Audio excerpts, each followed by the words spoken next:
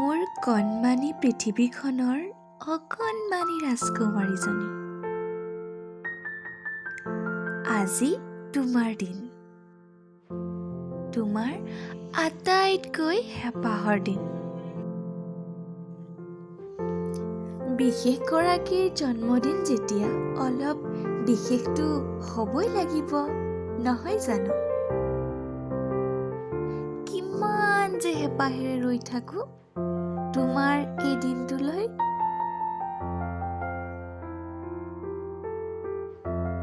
মৰমবোৰ কেৱল তোমাৰ বাবে। সদায় সুখী থাকিবা। সুখ দুখ হাঁহি কান্দোনবোৰতো থাকিবই, তথাপিও কিন্তু ভাগি নপৰিবা।